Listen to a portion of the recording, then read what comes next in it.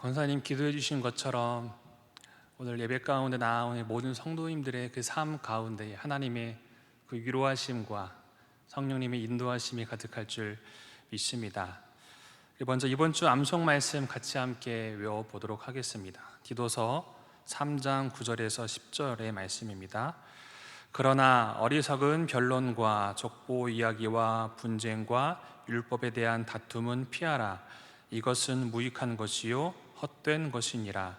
이단에 속한 사람을 한두 번 훈계한 후에 멀리하라. 디도서 3장 9절 10절 말씀. 아멘. 오늘 우리에게 주신 하나님의 말씀 같이 보도록 하겠습니다. 마태복음 14장 22절에서 33절까지의 말씀입니다. 신약성서 24페이지입니다. 우리 한 절씩 하나님의 말씀 교독하도록 하겠습니다. 영상을 통해서 같이 함께 교독해 주시길 바랍니다. 예수께서 즉시 제자들을 재촉하사 자기가 무리를 보내는 동안에 배를 타고 앞서 건너편으로 가게 하시고 무리를 보내신 후에 기도하러 따로 산에 올라가시니라. 저물매 거기 혼자 계시더니 배가 이미 육지에서 술이나 떠나서 바람이 거스름으로 물결로 말미암아 고난을 당하더라. 밤 사경에 예수께서 바다 위로 걸어서 제자들에게 오시니 제자들이 그가 바다 위로 걸어오심을 보고 놀라 유령이라 하며 무서워하여 소리 지르거늘 예수께서 즉시 이르시되 안심하라. 나니 두려워하지 말라. 베드로가 대답하여 이르되 주여 만일 주님이시거든 나를 명하사 물 위로 오라 하소서 하니 오라 하시니 베드로가 배에서 내려 물 위로 걸어서 예수께로 가되 바람을 보고 무서워 빠져가는지라 소리질러 이르되 주여 나를 구원하소서 하니 예수께서 즉시 손을 내밀어 그를 붙잡으시며 이르시되 믿음이 작은 자여 왜 의심하였느냐 하시고 배에 함께 오름에 바람이 그치는지라 배에 있는 사람들이 예수께 절하며 이르되 진실로 하나님의 아들이로소이다 하더라.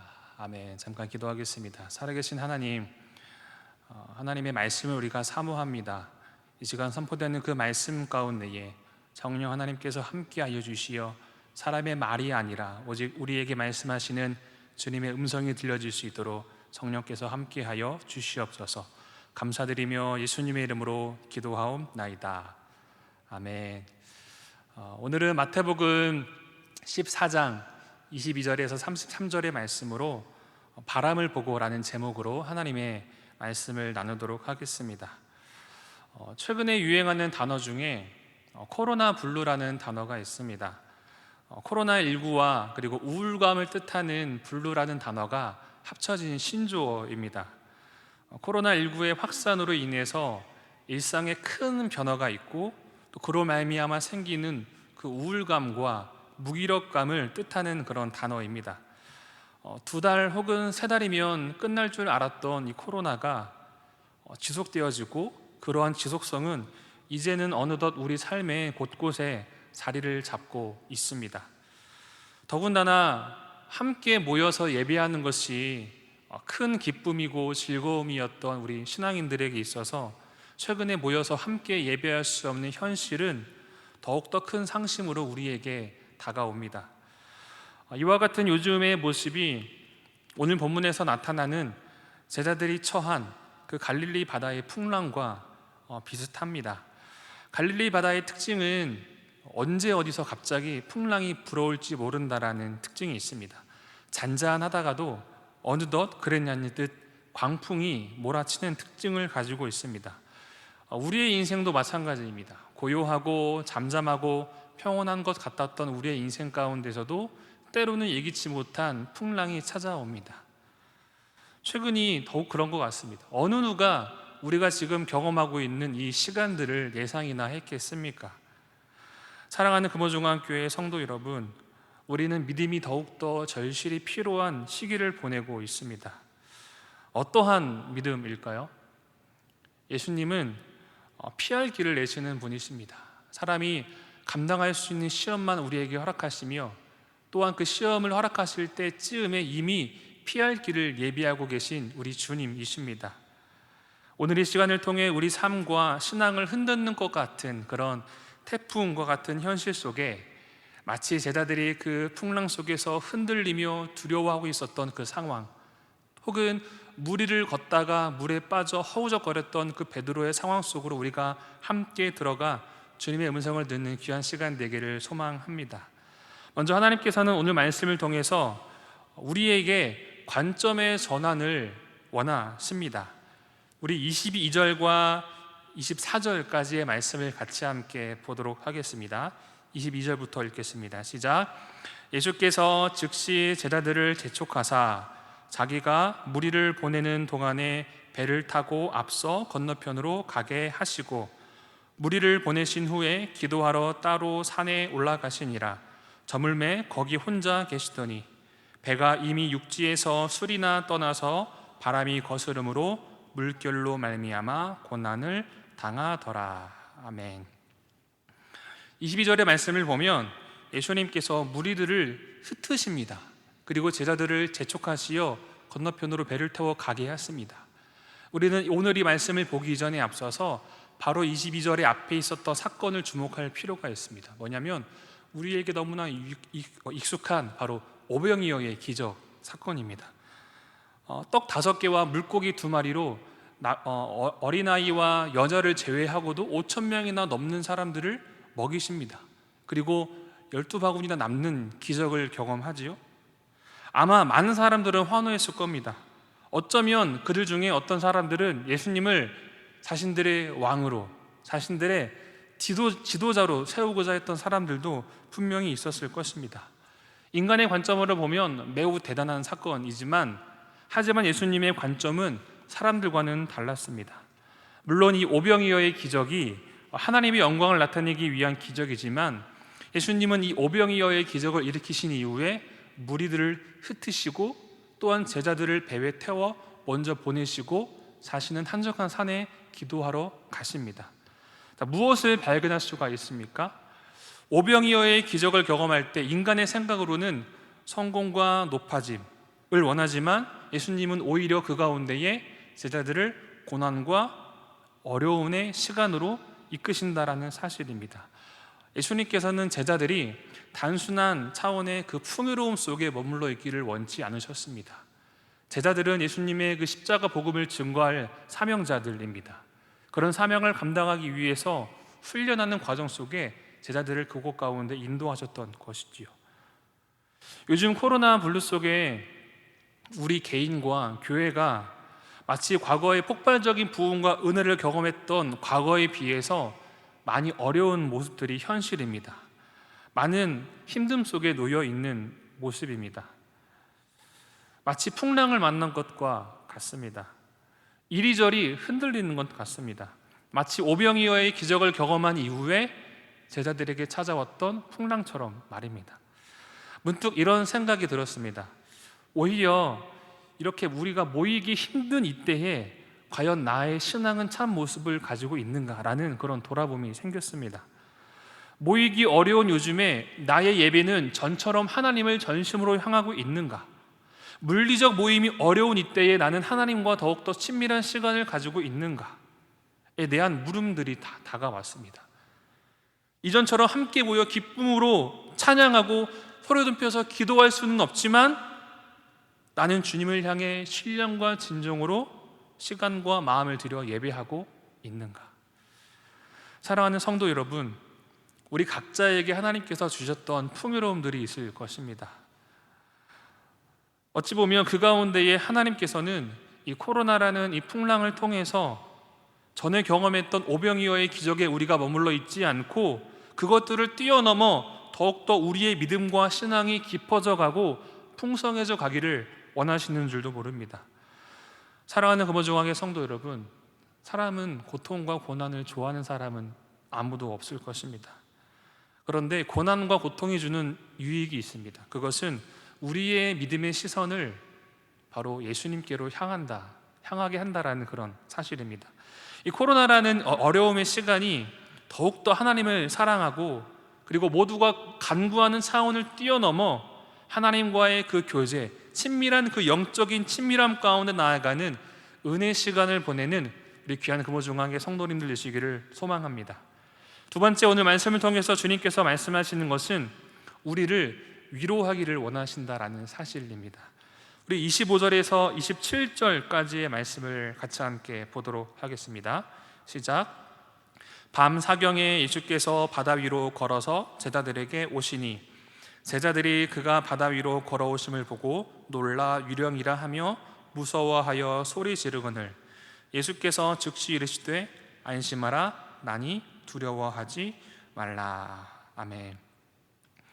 고난을 당하고 있는 제자들에게 예수님께서 물 위를 걸어오십니다. 그런데 그 예수님을 본 제자들의 반응은 어떠하지요? 유령이다! 놀랍니다. 풍랑도 무서운데 사람의 형체가 물 위를 걸어오는 모습을 보고 얼마나 놀랐을까요? 그런데 예수님은 이러한 두려움 속에 있는 제자들의 믿음을 책망하지 않으셨습니다. 오히려 믿음 연약함을 책망하지 않으시고 먼저 그들을 위로하십니다. 27절에 안심하라 나니 두려워하지 말라. 그런데 그 앞에 어떤 단어가 있습니까? 즉시. 그만큼 이 두려움 속에 놓여있는 제자들을 향한 예수님의 마음이 담겨 있는 것이지요. 그리고 그 위로와 안심의 메시지가 무엇입니까? 나다. 나니 두려워하지 마. 얘들아, 제자들아, 나야. 나니까 두려워하지 마. 라는 위로의 메시지입니다. 예수님이 어떤 분이신가에 대한 상기입니다. 제자들을 부르신 예수님이 어떠한 분이신가에 대한 상기의 메시지입니다. 이 뜻은 여전히 예수님에 대한 확실한 지식도 부족하고 신앙이 부족함에도 불구하고 제자들을 향한 메시지인 것이죠. 내가 너희를 내 제자로 택했어. 믿는 자에게 능력을 주는 존재가 바로 나야. 천국의 비밀을 내가 너희에게 가르쳐준 나야. 두려움 속에 놓여 있었던 제자들에게 말입니다. 사랑하는 성도 여러분, 이처럼 예수님께서는 고난 가운데에 있는 우리에게 위로를 원하십니다. 예수님이 어떤 분이신지 우리는 믿지 않습니까? 입술로 고백하고 믿음으로 또 선포합니다. 하지만 우리가 처해 있는 이 현실 속에서 때로는 우리 입술과 생각에서 나오는 것들이 믿음보다는 때로는 불평과 때로는 의심과 때로는 낭만과 때로는 좌절의 이야기들이 우리들의 입술 가운데에서 나오기도 합니다. 하지만 주님께서는 이러한 고난 가운데 있는 우리들에게 우리의 믿음 없음을 책망하지 않으시고 먼저 우리를 위로하신다라는 사실입니다. 성경의 곳곳을 통해서 말씀하십니다. 내가 너를 사랑한다. 끝까지 포기하지 마. 내가 너를 도울 거야. 나는 너를 창조한 창조주이자 너의 아버지. 너는 이 세상에 발을 딛고 삶을 살아가지만 너는 영원한 나의 나라에 속한 시민이야. 지금 당하고 있는 그 고난과 어려움은 장차 올 영광에 비할 바가 못돼 라는 위로의 메시지를 성경 곳곳을 통해서 우리에게 들려주고 계신다라는 사실입니다. 고통이 없이는 하나님의 위로하심의 그 깊이를 경험할 수가 없습니다. 그런데 말이 고통이지 얼마나 힘이 듭니까? 숨 쉴 힘조차 없고 하루하루 살아가는 힘도 없어 버거울 때가 참 많지 않습니까? 특별히 질병과 경제적인 어려움들이나 혹은 자녀의 문제로 인하여서 힘들어하고 있는 성도님들의 이야기를 들을 때마다 개인적으로 참 많이 힘듭니다. 제가 능력이 있어서 그 모든 것을 단번에 다 해결해 드리면 제일 좋지만 저에게는 사람에게는 그러한 능력이 없습니다. 하지만 우리 예수님께는 그러한 힘과 능력이 있는 줄 믿습니다. 요즘 많은 힘듦 가운데 보내고 계신 성도님들, 우리 주님께서 그 모든 아픔과 고통을 다 아십니다. 우리의 마음이 언제나 믿음이 단단하고 신앙의 고백이 뛰어난 상태에만 아시는 주님이 아니라 우리의 믿음과 신앙이 바닥을 치고 있는 모습이라 할지라도 우리 주님께서는 그 모든 것을 다 알고 계신다라는 사실입니다. 우리 마음의 울음과 연약함과 때로는 한치 앞도 알 수 없는 우리의 현실이 놓여 있다 할지라도 하나님께서 우리를 위로하십니다. 우리와 함께 하십니다. 그러한 주님의 위로의 음성을 듣고 일어서는 모든 성도님들이 되시기를 간절히 소망합니다. 마지막으로, 그렇다면 우리는 이러한 삶의 문제와 고난 가운데에 어떻게 나아가야 할까요? 바로 하나님께서는 오늘 말씀을 통해서 바람이 아닌 예수님을 바라보기를 원하신다라는 것입니다. 우리 28절에서 31절까지의 말씀을 같이 함께 읽어보도록 하겠습니다. 시작. 베드로가 대답하여 이르되 주여 만일 주님이시거든 나를 명하사 물 위로 오라 하소서 하니 오라 하시니 베드로가 배에서 내려 물 위로 걸어서 예수께로 가되 바람을 보고 무서워 빠져가는지라 소리질러 이르되 주여 나를 구원하소서 하니 예수께서 즉시 손을 내밀어 그를 붙잡으시며 이르시되 믿음이 작은 자여 왜 의심하였느냐 하시고. 아멘. 물 위를 걸어오시며 제자들을 안심시키신 그 예수님의 그 위로하심에 베드로가 호기 있게 반응을 합니다. 주님, 만일 주님이시라면 저에게 말씀하셔서 제가 물 위를 걷게 오라 말씀해 주십시오 라고 호기 있게 이야기를 합니다. 그리고 이 베드로의 요청에 예수님께서 말씀하시죠. 오라. 그리고 예수님의 그 말씀에 베드로가 반응하였을 때에 물 위를 걷는 기적을 경험합니다. 여러분, 그런데 이게 끝까지 갔습니까? 아니죠. 오래 가지 못하고 물에 빠지게 됩니다. 그런데 성경은 베드로가 믿음으로 걸었을 때 물 위를 걸었지만 물에 빠졌던 그 이유에 대해서 30절에 바람을 보고 무서워 빠져간다 라고 이야기를 하고 있습니다. 무엇을 발견할 수가 있습니까? 바로 우리 신앙인들에게 있어서 중요한 방향성을 이야기하고 있다는 사실입니다. 바람을 보면 두려움이 생각나서 물에 빠지지만 예수 그리스도를 향하여 나아갈 때는 물 위를 걷는 기적을 경험하는 것이지요. 두려움이 있지만 예수님을 바라볼 때에 비로소 우리 삶 속에 능력이 나타나는 것입니다. 베드로가 물 위에 빠지는 실패를 경험한 원인은 예수님을 향해 집중하지 않고 좀 전에 자신을 두려움 속에 몰아넣었던 그 풍랑을 일으킨 바람을 보자 다시 두려움에 휩싸이고 물에 빠지게 되었습니다. 사랑하는 성도 여러분, 믿음은 예수님의 능력을 경험하게 합니다. 그리고 믿음은 그 주님을 우리가 바라보는 것이 믿음입니다. 여전히 상황과 현재는 바람이 몰아치고 풍랑이 가득하다 할지라도 그 가운데 나를 살리며 나를 인도하는 주님을 바라보는 것이 바로 믿음입니다. 최근에 제 아들 찬유가 한참 걷기를 시작했습니다. 처음에는 한두 걸음을 걸었는데요, 이제는 혼자 바닥을 딛고 일어서 걸음을 걷기 시작했습니다.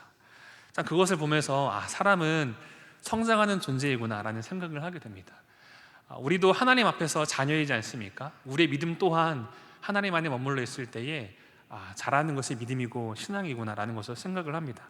그런데 제 자녀의, 제 아들의 이 걸음걸이를 통해서 한 가지 발견한 사실이 있습니다. 그것은 뭐냐면 혼자서 일어나서 걸을 때보다 저 멀찍이서 부모가 자녀를 향해 손을 내밀고 격려할 때 아이가 혼자서 걷는 것보다 더 오래 걷더라고요. 하지만 부모가 아닌 다른 것에 시선이 돌아가게 되면 금방 그 자리에 철썩 주저앉아 버려요. 찬유야 일로 와 일로 와 하면은요 막 웃으면서 탁 달려와요. 원래 본인이 걸을 수 있는 힘보다 더 오래 걷습니다. 참 이와 같은 것 같습니다. 예수님은 베드로를 향해 오라 하셨어요. 그리고 베드로가 예수님을 집중하였을 때에는 물 위를 걷는 기적을 경험하였지만 예수님이 아닌 다른 것인 바람을 보자 그만 물에 빠지게 되는 것을 성경을 통해서 봅니다. 우리의 신앙도 이와 같습니다. 여전히 두렵고 캄캄함이 있어도 우리를 사랑하시며 우리의 모든 아픔을 아시는 주님을 향한 믿음으로 한 걸음 한 걸음 한 걸음 내딛는 삶이 바로 두려움을 이기는 삶이라는 사실입니다. 여전히 우리 삶에 바람이 있지만 두려움을 이기는 우리의 힘과 소망이 되시는 예수님을 바라보는 믿음으로 한 걸음 한 걸음 내딛는 우리 성도님들 되시기를 소망합니다. 말씀을 정리하도록 하겠습니다. 레리 크랩이라는 사람은 이런 이야기를 했습니다. 우리는 비로소 깊은 갈급함을 갖고 열정적으로 그리스도를 추구하게 된다. 우리 삶이 편안할 때는 하나님께 전적으로 의지하는 것을 배우기 힘들다. 참 맞는 말인 것 같습니다. 우리 안에 갈급함이 있을 때에 진정으로 예수님을 찾게 됩니다. 그리고 그 갈급함은 우리의 현실에 놓인 어려움을 통해서 생기기도 합니다. 본문을 보면 여러분, 베드로는 물에 완전히 빠지지 않았습니다. 베드로는 완전히 물에 빠지지 않았습니다. 30절을 보면 물에 빠져가는지라, 빠져가고 있다라고 성경은 이야기를 합니다. 차이를 잘 아셔야 됩니다. 물에 완전히 빠져서 숨을 쉴 수 없는 상태가 아니라 물에 빠져가고 있는 상태예요. 발목이 물에 잠겼든 허벅지가 물에 잠겼든 허리가 물에 잠겼든 그 잠김으로 인하여서 지금 나의 상황에 위험이 나를 짓누르고 덮는 것 같다 할지라도 완전히 물에 빠지지 않았습니다.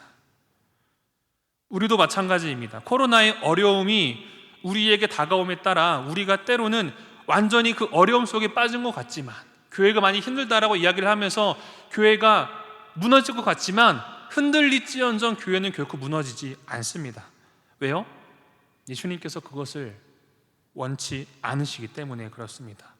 물에 빠져가는 베드로를 건지실 때에 또한 같은 표현이 등장합니다. 즉시. 이러한 표현이 예수님의 마음을 잘 보여주고 있죠. 예수님은 베드로에게 믿음이 없다고 하지 않으셨습니다. 너의 믿음이 없느냐라고 책망하지 않으셨습니다. 믿음이 작은 자요. 여러분, 믿음과 의심은 공존할 수 있습니다. 요즘 우리의 모습이 이와 같은 것 같습니다. 믿음으로 선포하고 하나님의 일하심을 기대하고 소망하지만 가끔은 우리의 믿음의 연약한 현실을 보기도 합니다. 많은 부분에서 그렇죠. 경제적으로도 그렇고, 사회적으로도 그렇고, 교육적으로도 그렇고, 곳곳에서 정치적으로도 정말 소망의 소자도 보이지 않는 것 같습니다. 하지만 예수님께서는 우리 믿음의 삶을 그렇게 내버려 두지 않으십니다. 단 우리에게 필요한 것은 무엇입니까? 물에 빠져가고 있는 상황 속에서의 그 베드로의 외침, 주여 나를 구원하소서. 베드로가 이 주여 나를 구원하소서 외칠 때에 점잖게 외쳤을까요? 주님, 저를 좀 구해주시겠습니까? 외쳤을까요? 아니죠.